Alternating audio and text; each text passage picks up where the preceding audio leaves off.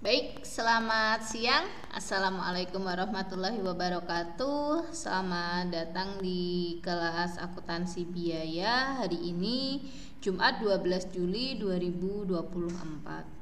Baik, sebelumnya saya ucapkan terima kasih kepada Bapak Ibu dosen pendamping di masing-masing cabang. Kemudian terima kasih juga untuk rekan-rekan mahasiswa yang sudah hadir untuk mengikuti perkuliahan pada siang hari ini.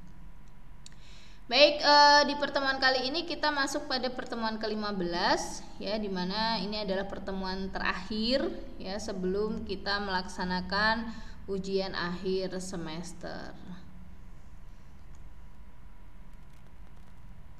Baik, di pertemuan ke-15 ini kita akan bahas mengenai penentuan harga pokok produk bersama dan produk sampingan.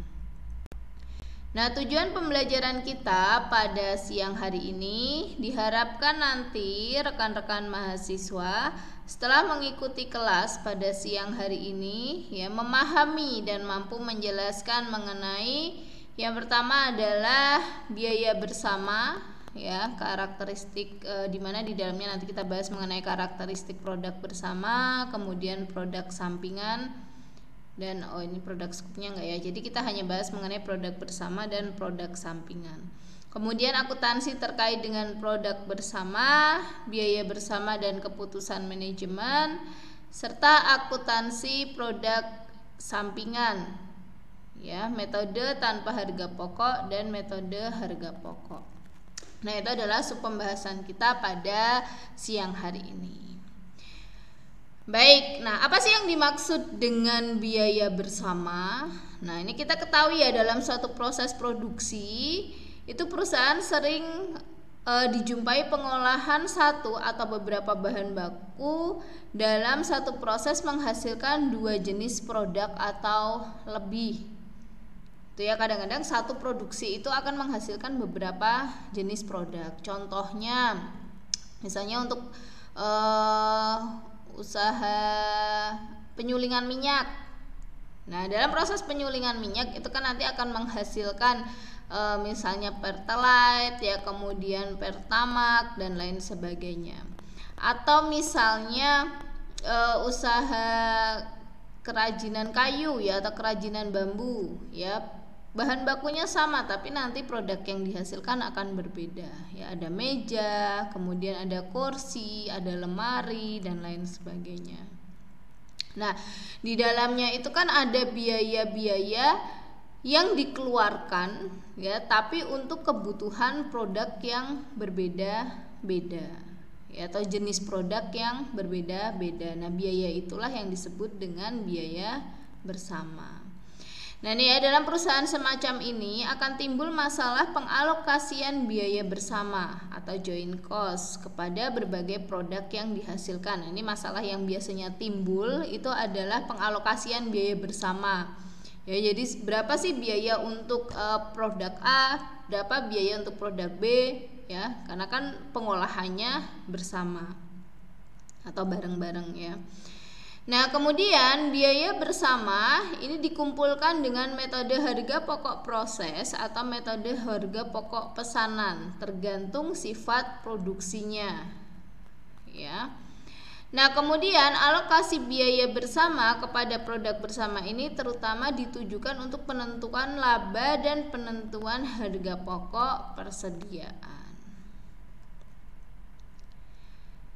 Nah, biaya bersama ini dapat diartikan sebagai biaya overhead bersama atau joint overhead cost yang harus dialokasikan ke berbagai departemen, baik dalam perusahaan yang kegiatan produksinya berdasarkan pesanan maupun kegiatan produksi yang dilakukan secara massal.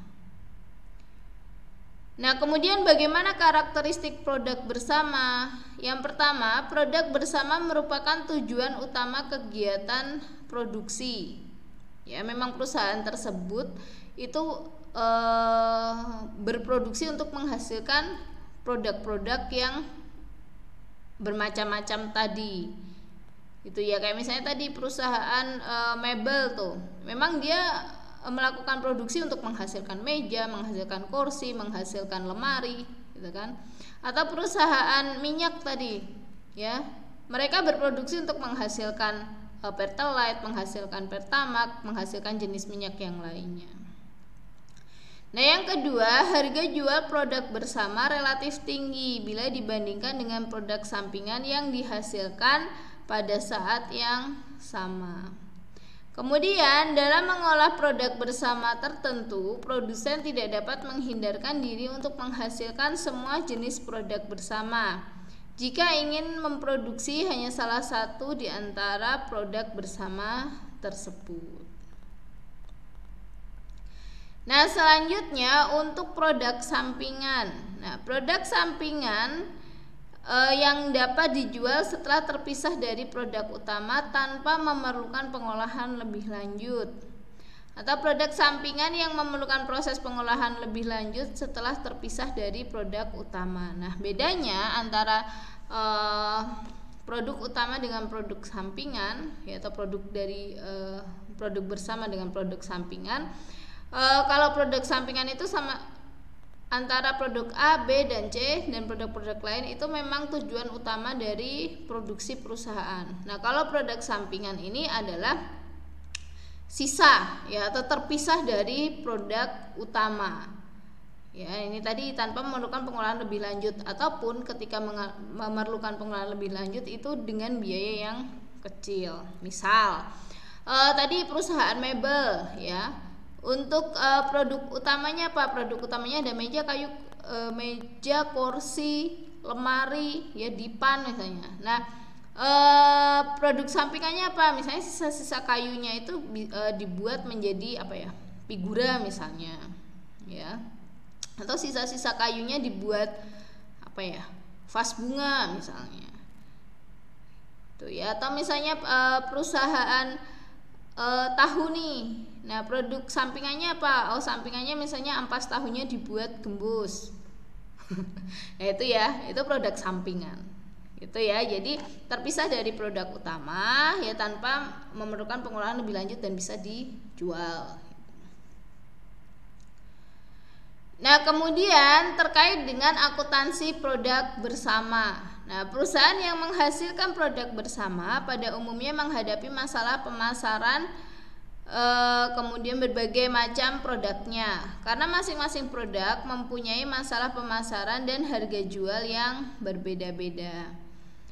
Selanjutnya, terkait dengan produk bersama, itu perlu diketahui secara teliti bagian dari seluruh biaya produksi yang dibebankan kepada masing-masing produk bersama, sehingga masalah pokok akuntansi HPP bersama adalah penentuan proporsi total biaya produksi yang dibebankan kepada berbagai produk bersama.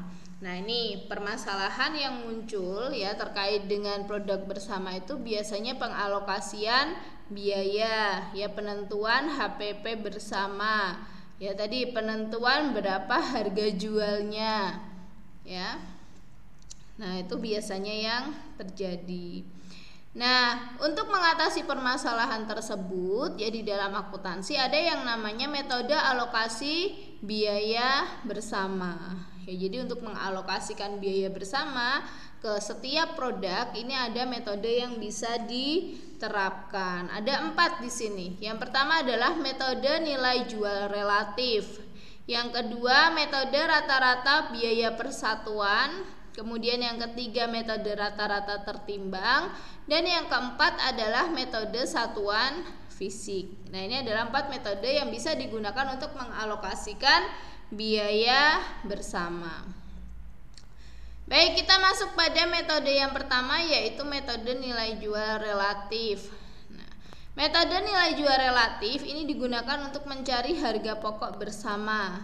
Tujuan yang ingin dicapai dari penyusunan laporan ini adalah menentukan harga pokok produk dengan menggunakan metode nilai jual relatif dan mengetahui margin kontribusi terhadap laba yang dihasilkan perusahaan. Nah, untuk lebih jelasnya kita masuk ke ilustrasi, ya, bagaimana mengalokasikan biaya bersama, ya, dengan metode yang pertama. Nah, di sini ada biaya bersama yang dikeluarkan PT Sari Maju selama satu periode akuntansi sebesar 750.000. Jumlah dan harga jual persatuan produk yang dihasilkan adalah sebagai berikut. Nah, ini kita lihat di sini ya. PT Sari Maju ini mengeluarkan biaya bersama itu 750.000 untuk memproduksi produk A, B, C, dan D. Baik, kita lihat di kolom selanjutnya. Nah, ini jumlah produk yang dihasilkan ya. Untuk produk A ini ada 15.000, produk B 20.000, produk C 25.000, produk D 10.000 ya. Total produksi ya ini sebesar 70.000. Nah, kemudian harga jual per kilo. Ya, untuk produk A ini harga jualnya 10 rupiah ya. 10 rupiah per kilogram. Untuk produk B 17,5 rupiah per kilogram. Untuk poin C 12 rupiah per kilo. Untuk poin D 20 rupiah per kilo. Itu harga jual per kilo dari setiap produk. Nah, kemudian untuk nilai jualnya. Nah, nilai jualnya berarti tinggal dikalikan saja ya produk yang dihasilkan dengan harga jual per kilonya. Nah, ketemu. Untuk produk A berarti 15.000 dikali 10 rupiah ketemu 150.000. Produk B 20.000 kilogram dikali 17,5 rupiah ketemu 350.000. Produk C 25.000 dikali 12 rupiah ketemu 300.000. Kemudian produk D 10 kilogram dikali 20 rupiah ketemu 200.000 ya. Total penjualan dari seluruh produk itu 1 juta. Nah, selanjutnya kita cari nilai jual relatifnya. Kita cari prosentase untuk nilai jual relatifnya.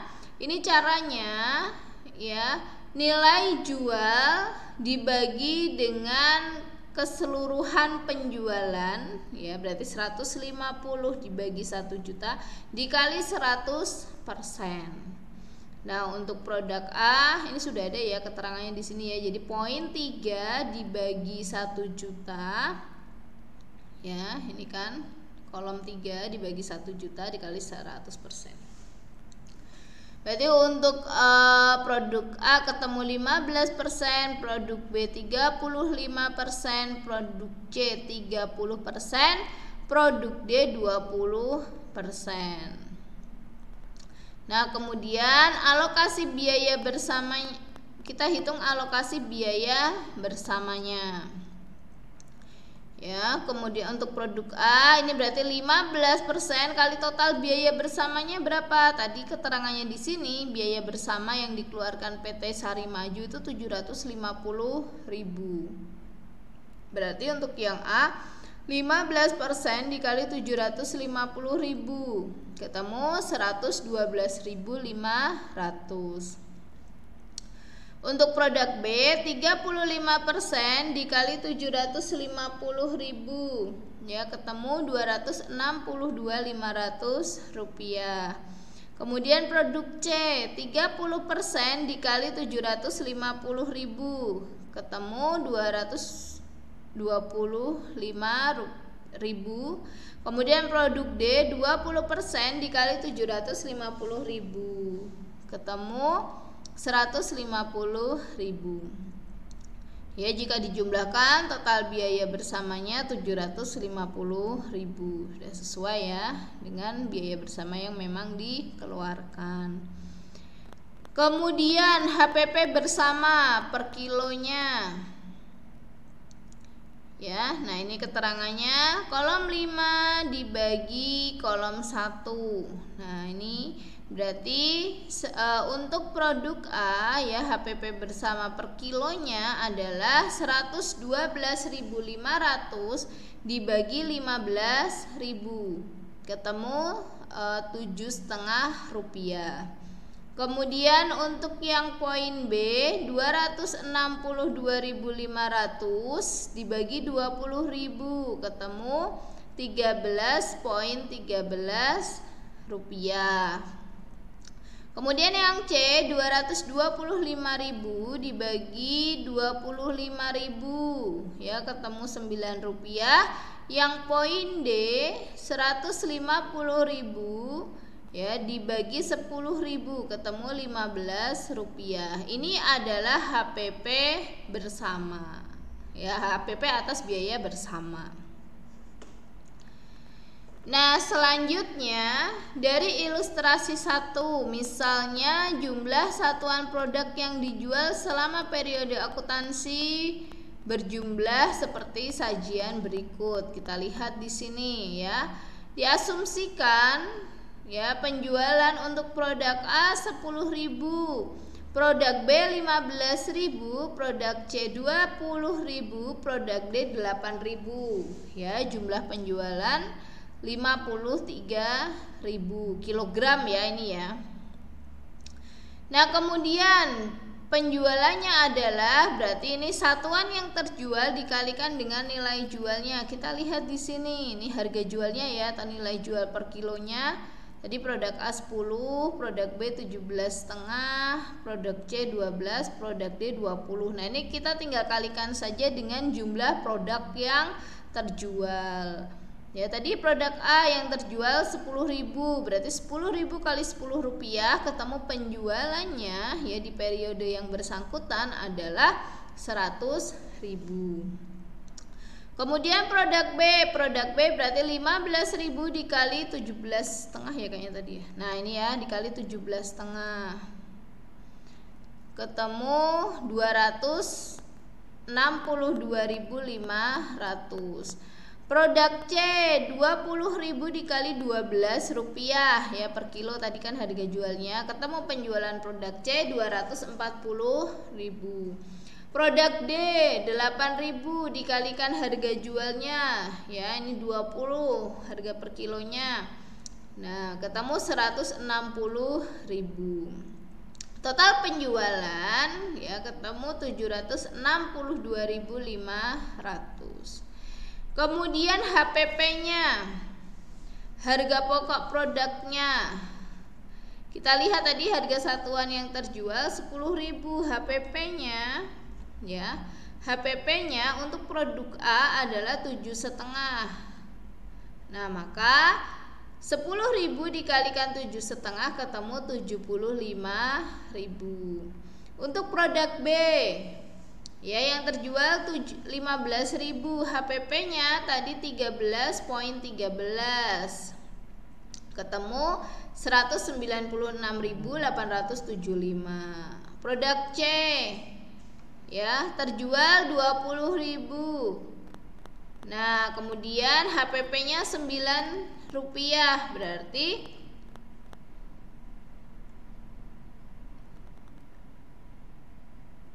8.000 dikali 9 rupiah ya. Gimana tadi? Yang produk D, 15 ya HPP-nya. Berarti 15 dikali 8 ketemu 120.000. Itu untuk HPP-nya. Maka total HPP ya dari penjualan di periode yang bersangkutan adalah 571.875 rupiah. Laba, nah labanya berarti tinggal dikurangi saja ya, laba bruto ini ya, berarti karena kan sebelum dikurangi biaya lain-lain ketemunya adalah laba bruto. Laba bruto itu dihasilkan dari penjualan dikurangi dengan HPP. Nah, ini tinggal dikurangkan saja, penjualannya 100, HPP-nya 75, berarti laba brutonya 25%. Kemudian untuk produk B ya, laba brutonya 65.625 rupiah. Dari mana? Dari ini ya, hasil penjualan produk B dikurangi dengan HPP produk B. Kemudian untuk produk C, labanya 60.000. Dari mana? Dari ini ya, penjualannya 240.000 dikurangi 180.000 HPP-nya. Kemudian produk D 160.000, penjualan dikurangi 120.000 HPP, ketemu labanya 40.000. Nah, sehingga total laba dari penjualan di periode yang bersangkutan adalah Rp190.625. Nah, jika diprosentasekan sama ya, prosentasenya adalah 25%. Dihitung dari mana? Dari laba dibagi penjualan dikali 100%. Sama untuk poin B atau produk B, berarti Rp65.625 dibagi Rp262.500 dikali 100%, ketemu 25%.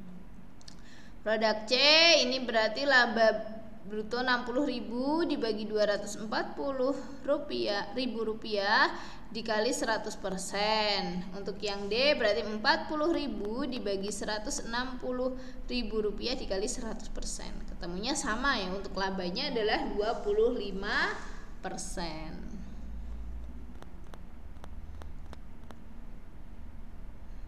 Nah, selanjutnya kita masuk metode yang kedua ya, untuk pengalokasian dana bersama, yaitu metode satuan fisik. Nah, ini menentukan harga pokok produk bersama sesuai dengan manfaat yang ditentukan oleh masing-masing produk akhir.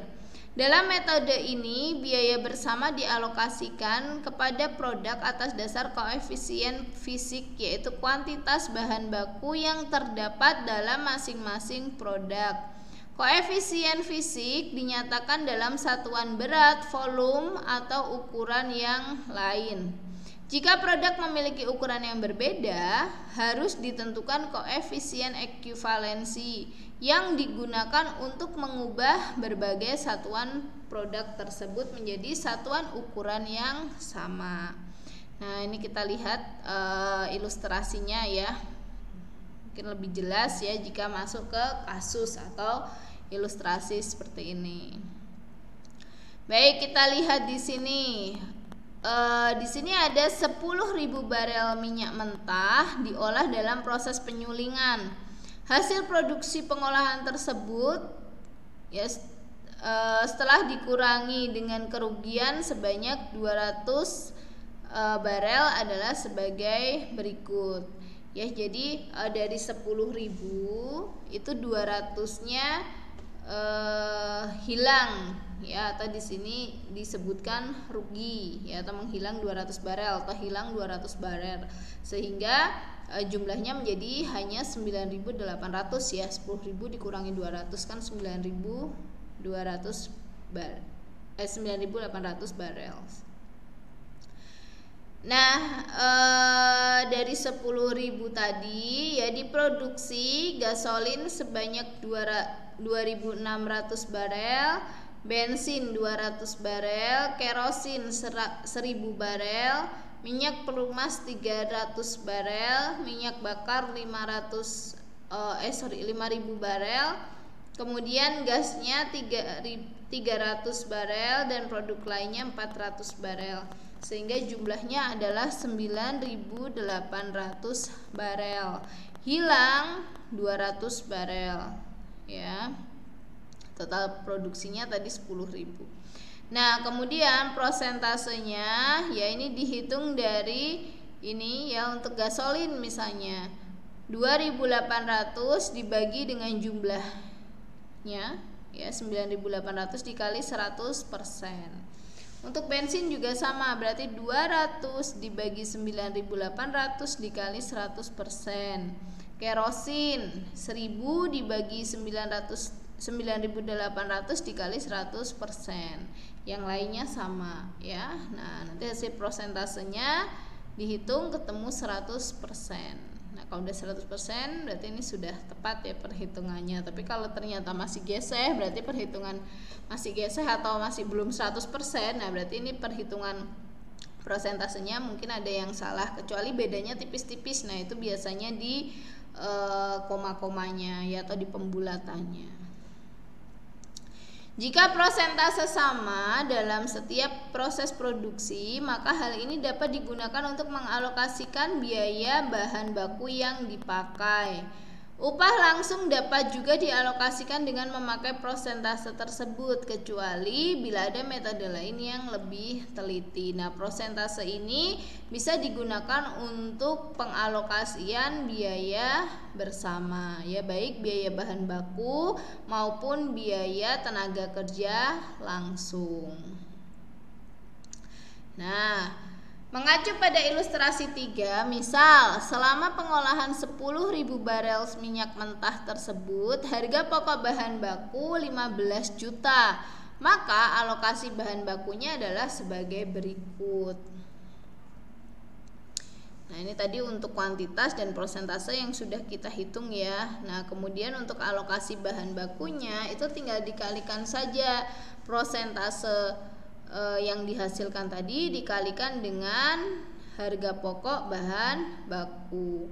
Ya, jadi kayak gasolin. Ini ketemu 3.978.000 dari mana? Dari 26,52% dikali 15 juta. Untuk bensin 15 juta dikali 2,04%. Untuk kerosin berarti 15 juta dikali 10,21% dan selanjutnya itu ya. Nah, di total ini jumlahnya sudah ketemu 15 juta, berarti perhitungannya sudah tepat. Tuh ya, jadi untuk pengalokasian harga bahan baku seperti ini. Nah, kemudian misalnya mau dicari berapa biaya tenaga kerja langsungnya atau upah tenaga kerja langsungnya. Misalnya upah tenaga kerja langsungnya diketahui 20 juta nih. Nah, pengalokasiannya bagaimana? Ya tinggal ini aja, prosentasenya dikali 20 juta. Ya, untuk gasolin misalnya berarti 26,52% dikali 20 juta. Nanti ketemu berapa? Nah, itulah yang menjadi alokasi untuk tenaga kerja langsungnya atau upah langsungnya, gitu ya. Baik, nah kita masuk pada metode yang berikutnya, yaitu metode rata-rata biaya persatuan. Menentukan harga pokok produk bersama sesuai dengan manfaat yang ditentukan oleh masing-masing produk akhir. Dalam metode ini, biaya bersama dialokasikan kepada produk atas dasar koefisien fisik, yaitu kuantitas bahan baku yang terdapat dalam masing-masing produk. Koefisien fisik ini dinyatakan dalam satuan berat, volume, dan ukuran lain. Ya, jika produk memiliki ukuran yang berbeda, harus ditentukan koefisien ekuivalensinya yang digunakan untuk mengubah berbagai satuan menjadi satuan ukuran yang sama. Baik, kita lihat di sini ilustrasi 5 ya. Perusahaan penggergajian kayu menghasilkan berbagai macam mutu kayu, ya, menghasilkan berbagai macam grade kayu. Ya, biasanya kan ada grade A, grade B dan lain sebagainya. Nah, data kegiatan perusahaan selama satu periode akuntansi sebagai berikut. Jumlah produksinya 762.000 meter kubik. Biaya bersamanya 22.860.000 rupiah. 22.860.000 rupiah. Rata-rata biaya per 1.000 meter kubik adalah 30.000 ya, dari biaya bersama dibagi dengan jumlah produksi.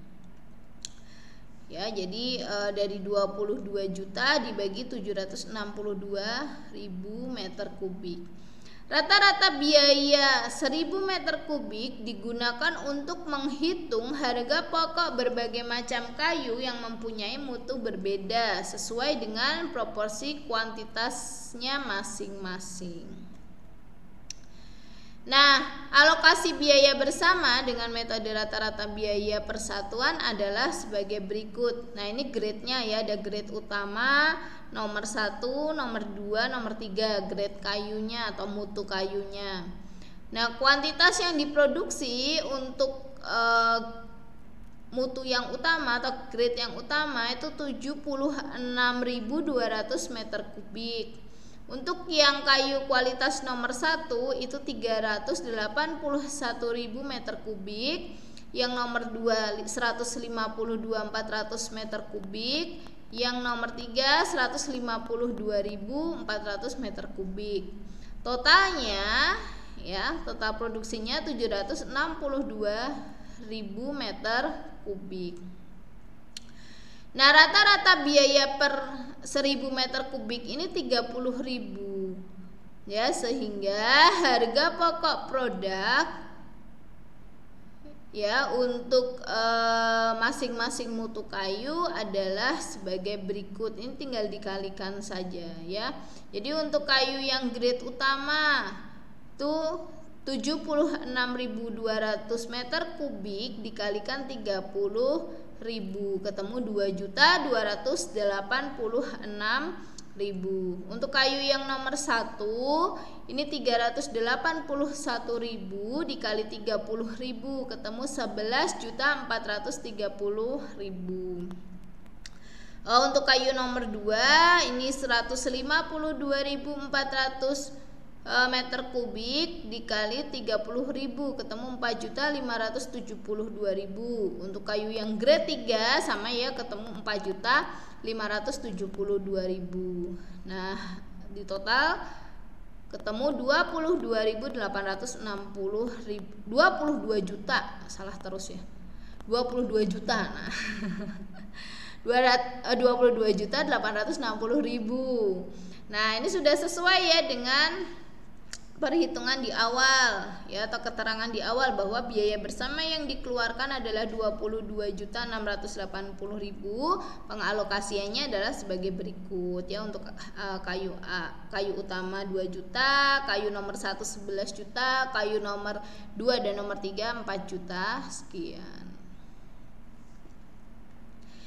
Baik, selanjutnya kita masuk pada metode rata-rata tertimbang. Nah, metode yang dalam pengalokasian biaya bersama ini didasarkan pada unit produksi yang dikalikan dengan faktor penimbang dan diperoleh jumlah penimbang rata-rata setiap produk dibagi dengan jumlah penimbang rata-rata seluruh produk.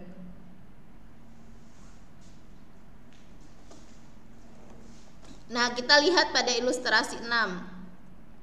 Biaya bersama yang dikeluarkan selama satu periode akuntansi adalah 64.500.000. Jumlah produk yang dihasilkan dan angka penimbang tiap produk disajikan sebagai berikut. Nah, biaya bersamanya 64.000. Produk yang dihasilkan ada 3 macam, yaitu produk A, B, dan C. Jumlah yang diproduksi untuk produk A 40.000, produk B 35.000 dan produk C 25.000. Angka penimbangnya ini 321. Nah, jumlah yang diproduksi ini tinggal dikalikan saja dengan angka penimbang. Ya, angka penimbang ini ditentukan oleh perusahaan ya. Untuk produk A ini 120.000 ya, dari 40.000 dikali 3. Produk B 35.000 dikali 2 ketemu 70.000. Produk C 25.000 dikali 1 ya, ketemu 25.000. Nah, kemudian untuk alokasi bersamanya ya, alokasi bersamanya ini kolom 4 dibagi 215.000 kemudian dikali 64.500.000. Sama ya, ini cari dulu prosentasenya berapa baru dikalikan dengan jumlah biaya bersama. Nah, cara cari prosentasenya ini berarti untuk yang produk A 120.000 dibagi 215.000 dikali 100% dikali 64.500.000 ketemu 36 juta.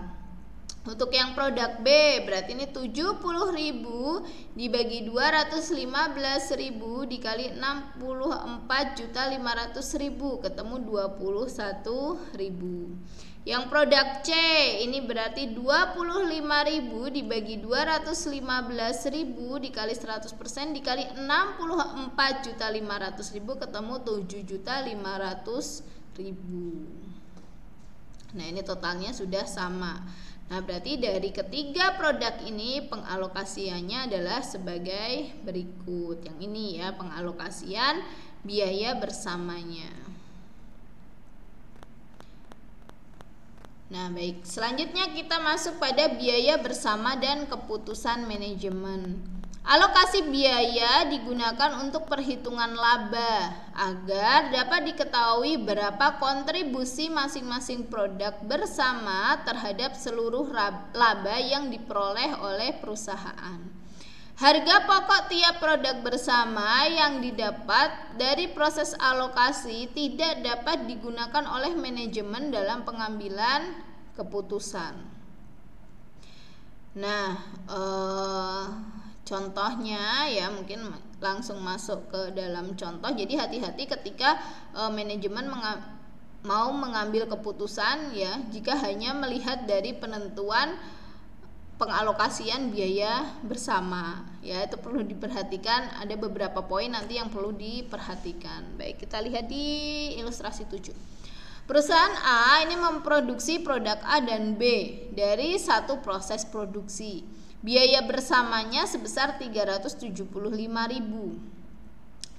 Telah dialokasikan kepada produk A dan B dengan metode rata-rata biaya persatuan sebagai berikut.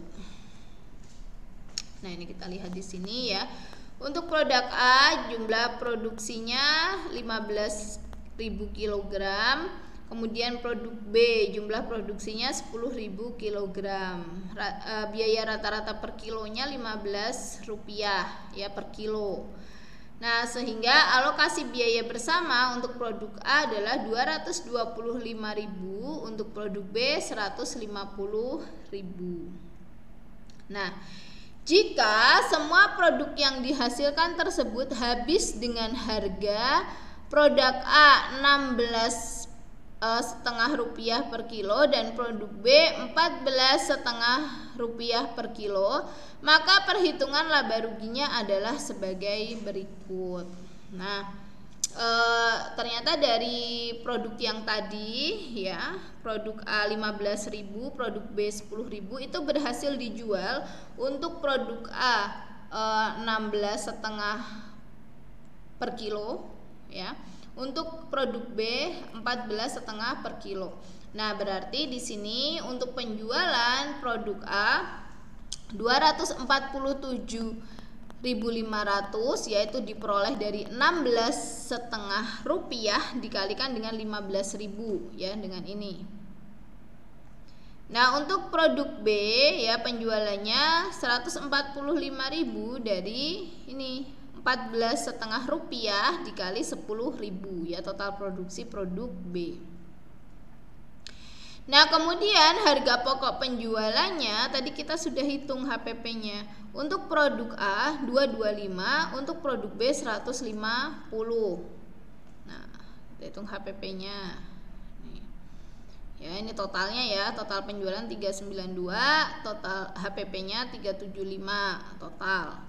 Nah, kemudian laba rugi ya jika dihitung per produk. Untuk produk A 22.500 laba ya, karena hasil penjualan 247.500, HPP-nya 225, maka ada laba 22.500. Nah, untuk produk B ya, ini rugi 5.000 karena penjualannya 145.000, HPP-nya 150.000. Nah, ini hati-hati ketika melihat kondisi yang seperti ini ya, jangan sampai manajemen langsung memutuskan berarti produk B nggak usah diproduksi lagi ya karena rugi. Nah, kita lihat dulu ya, apabila manajemen melihat perhitungan tersebut dan salah dalam melakukan analisis, maka akan beranggapan bahwa produk B mengakibatkan kerugian dan tidak harus dilanjutkan produk. Padahal dalam pengolahan produk bersama pada umumnya salah satu jenis produk tidak dapat dihindari produksinya. Misal karena produk B menyebabkan kerugian 5.000 kemudian tidak usah dijual, maka kerugian akan menjadi sebesar 27.500. Dari mana? Dari 247 dikurangi 375.000. Ya, karena proses produksi tetap akan menghasilkan produk B, ya. Jadi kalau gini, misalnya diputuskan nih, tidak, produk B nggak usah dijual deh karena dijual itu menyebabkan kerugian. Nah, padahal uang sebesar 375 itu atau biaya sebesar 375.000 itu akan menghasilkan kedua produk ini. Jadi produk B itu tidak bisa dihindari. Dan kalau tidak dijual si produk B ini, ya maka kerugiannya akan menjadi semakin besar, yaitu menjadi 275. Dari mana? Dari 247.500 ya, atau penjualan produk A saja karena tadi keputusannya produk B nggak dijual ya. Jadi yang dijual hanya produk A, berarti hasil penjualannya 247.500, tapi HPP-nya tetap menggunakan yang 375.000. Ya, jadi ruginya tambah besar. Nah, manajemen seharusnya melihat berapa kontribusi produk B dalam menghasilkan laba perusahaan. Produk B menghasilkan kontribusi 145.000 terhadap laba perusahaan, sehingga total biaya bersama 375.000 dapat ditutup dan menghasilkan laba perusahaan secara keseluruhan sebesar 17.500 atau sebesar ini. Ya, sebenarnya itu harus dilihat ya, meskipun kalau dilihat sepintas ini wah ternyata produk B ngerugiin nih ya, dijual malah rugi. Tapi di sini kalau bisa dilihat bahwa produk B ini memberikan kontribusi penjualan sebesar 145.000 sehingga perusahaan bisa untung sebesar 17.500. Nah, ini jadi hati-hati ya ketika manajemen mengambil keputusan dalam melihat biaya bersama. Nah, tadi akuntansi untuk biaya bersama atau produk bersama. Nah, sekarang kita lihat untuk metode akuntansi produk sampingan. Nah, ini ada dua metode yang bisa digunakan, yaitu metode tanpa harga pokok dan metode harga pokok. Nah, metode tanpa harga pokok ini metode yang tidak mencoba menghitung harga pokok produk sampingan atau persediaannya, tetapi memperlakukan pendapatan penjualan produk sampingan sebagai pendapatan atau pengurang biaya produksi. Nah, sedangkan metode harga pokok ini metode yang mencoba mengalokasikan sebagian biaya bersama kepada produk sampingan dan menentukan harga pokok persediaan produk atas dasar biaya yang dialokasikan tersebut. Sebentar. Nah, ini untuk metode tanpa harga pokok ya. Ini ada 4. Yang pertama adalah pendapatan penjualan produk sampingan diperlakukan sebagai pendapatan di luar usaha ya. Jadi nanti ketika mendapatkan hasil dari penjualan produk sampingan ya, nah itu dianggap sebagai pendapatan di luar usaha ya, atau other income ya. Jadi di laporan laba rugi itu kan ada tuh biasanya pendapatan di luar usaha atau pendapatan lainnya. Nah, cara yang kedua, pendapatan penjualan produk sampingan diperlakukan sebagai tambahan penjualan produk utama ya, ditambahkan tuh ke penjualan produk utama. Kemudian cara yang ketiga, pendapatan penjualan produk sampingan diberlakukan sebagai pengurang harga pokok penjualan. Dan cara yang terakhir, pendapatan penjualan produk sampingan diberlakukan sebagai pengurang total biaya produksi. Nah, ini adalah cara-cara ketika memperlakukan produk sampingan ya dengan menggunakan metode tanpa harga pokok. Nah, berikut laporan kita masuk ke ilustrasi ya. Berikut laporan laba rugi perusahaan yang menghasilkan produk utama dan produk sampingan, di mana pendapatan penjualan produk sampingannya diberlakukan sebagai penghasilan di luar usaha. Nah, ini kita mencoba menyelesaikan ya kasus ya, di mana di sini pendapatan penjualan produk sampingannya diberlakukan sebagai penghasilan di luar usaha. Kita lihat di sini.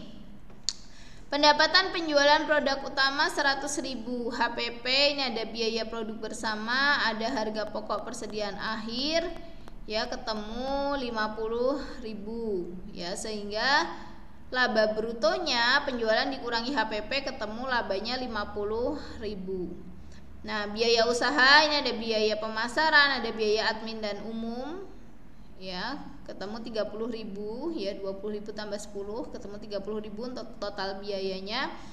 Sehingga laba bersih usahanya ini ketemu 20.000 dari 50.000 atau laba bruto dikurangi dengan biaya usaha.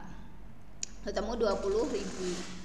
Nah, kemudian ada penghasilan di luar usaha. Nah, ini tadi ya, jadi pendapatannya diakui sebagai penghasilan di luar usaha. Ada pendapatan dari penjualan produk sampingan 4.000. Nah, sehingga laba bersih sebelum PPh ini ketemu 24.000. Dari mana? Dari laba bersih usaha ditambah penghasilan di luar usaha. Temu 24.000. Nah, selanjutnya untuk metode harga pokok atau disebut sebagai metode biaya pengganti atau replacement cost method. Nah, metode ini biasanya digunakan dalam perusahaan untuk produk sampingannya dipakai dalam pabrik sebagai bahan baku atau bahan penolong. Nah, ini kita masuk ke ilustrasi. Di sini diketahui data perusahaan sebagai berikut. Jumlah biaya produksi untuk 11.000 kg produk utama adalah 27.000.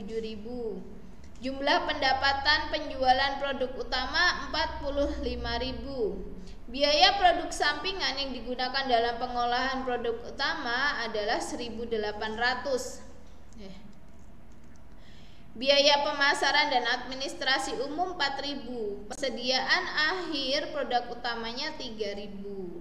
Nah, kita lihat di sini untuk laporan laba rugi dengan metode harga pokok ya. Pendapatan penjualan produk utamanya 45.000. Harga pokok penjualannya ya, ini ada biaya produksi bersama 27.000 dikurangi dengan biaya pengganti produk sampingan 1.800 ketemu 50.000.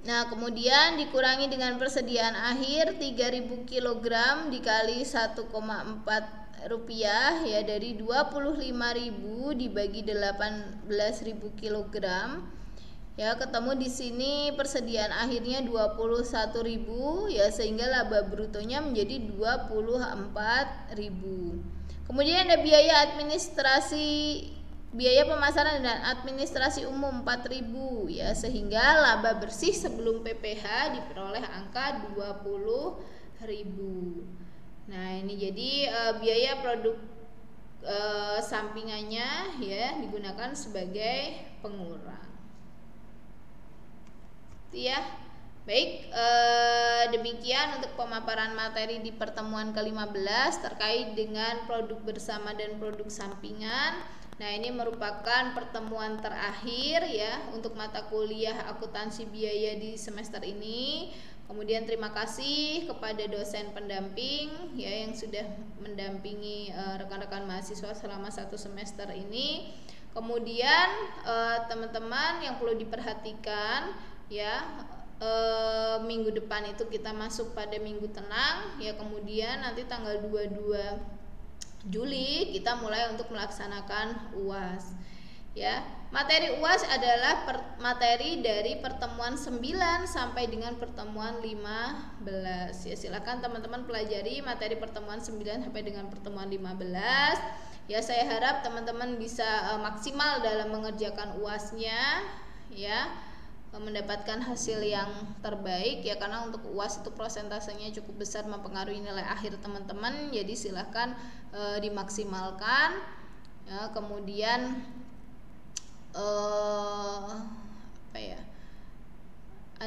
biasanya ya untuk UAS itu nanti ada kesempatan tiga kali lah ya umumnya untuk memperbaiki. Nah, nanti silahkan itu dimanfaatkan oleh teman-teman ya. Jadi misalnya di pengerjaan pertama teman-teman kurang puas atau nilainya tidak sesuai dengan harapan teman-teman, silahkan gunakan kesempatan yang berikutnya gitu. Itu ya. Kemudian diperhatikan waktu pelaksanaan UASnya ya. Saya harap tidak ada teman-teman yang sudah ditutup atau sudah selesai waktu pengerjaan UASnya masih ternyata belum mengerjakan. Nah, itu mohon diperhatikan untuk jadwal pelaksanaan UASnya. Itu ya. Baik, cukup sekian dari saya untuk pemaparan materi pada siang hari ini. Ya, jangan lupa presensi di Siakat ya, materinya juga bisa teman-teman unduh di pertemuan ke-15 di Siakat. Baik, untuk perkuliahan pada siang hari ini saya tutup. Terima kasih banyak untuk teman-teman yang sudah hadir mengikuti perkuliahan. Kemudian terima kasih juga dosen pendamping di masing-masing cabang. Saya akhiri, selamat siang. Wassalamualaikum warahmatullahi wabarakatuh.